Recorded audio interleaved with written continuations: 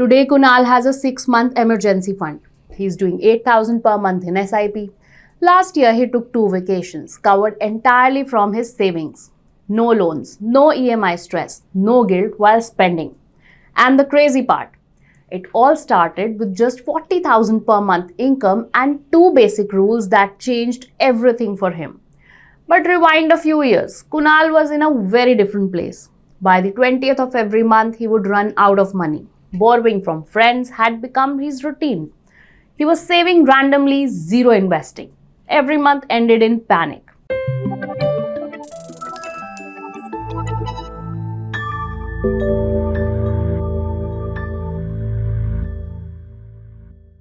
Hello and welcome to our channel 5-Minute Finance by ET Money, where we discuss the basics of investing and personal finance.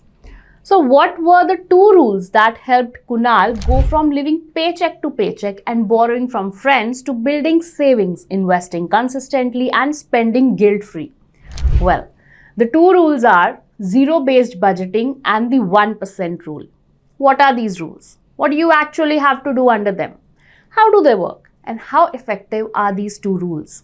Is what we are going to discuss in today's video. So let's get started with the zero-based budgeting rule.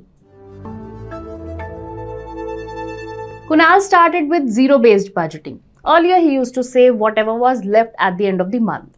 Some months it was 1,000 rupees, some months 1,500, some months it was nothing at all. His savings were irregular. His expenses were happening on autopilot, and he never really knew where his money went.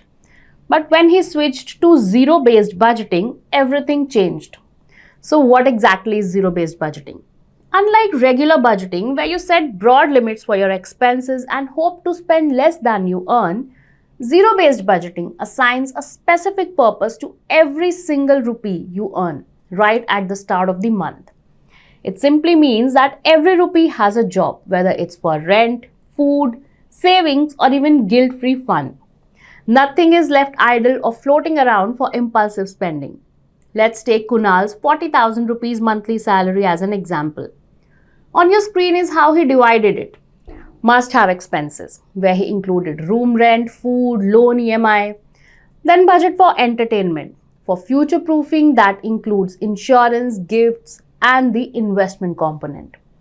So basically, you plan in a way that your income minus your expenses minus your investments equals 0. Understand it this way. Nothing is unaccounted for. There's no leftover money casually lying around.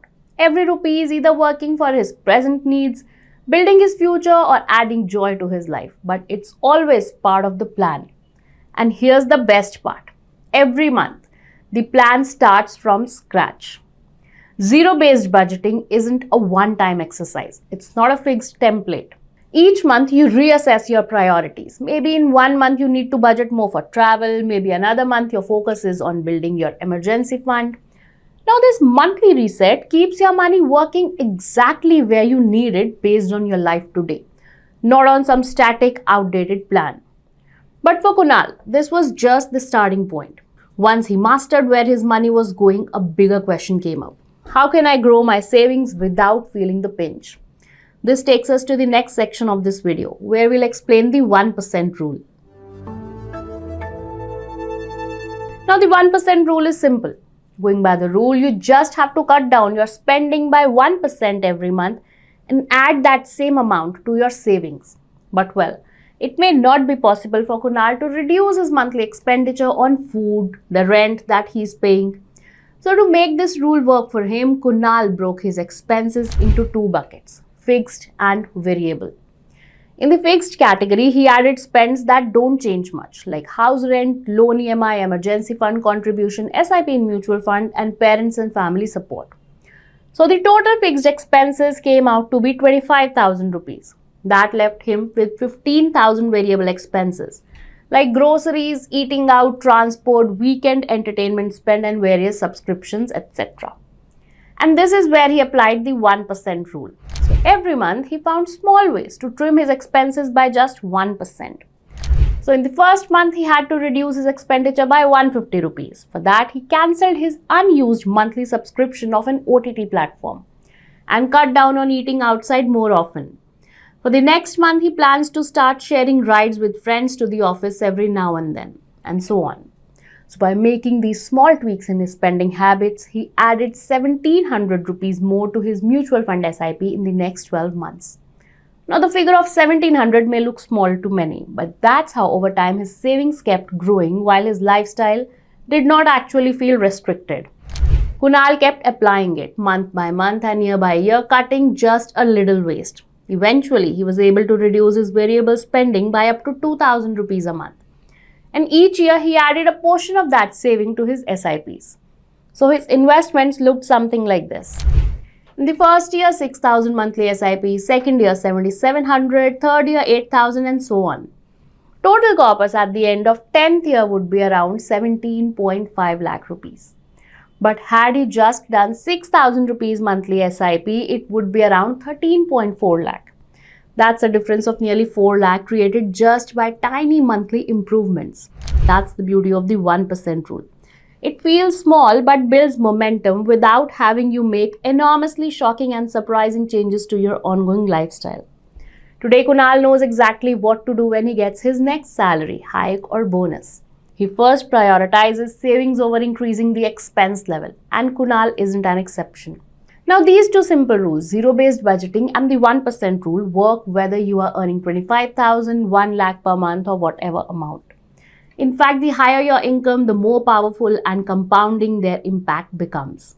The best thing is that these rules aren't just for getting out of a financial mess. Any of us can apply it to our finances to grow our investments further. These two rules can work like a financial GPS. They help you optimize, prioritize, and grow, no matter where you start. So you must understand that these two rules are not just a numbers game. It is basically a mindset shift. So if you are feeling stuck and want to have real control over your finances, try combining zero-based budgeting with the 1% rule. Start small. Open up your tracker of expenses, allocate every rupee of your earnings to a purpose, and then shave off just 1% from your spending. And it's a wrap. Please do share what you think about these rules. Also, if you found this video helpful, like, share, and subscribe for more actionable money habits.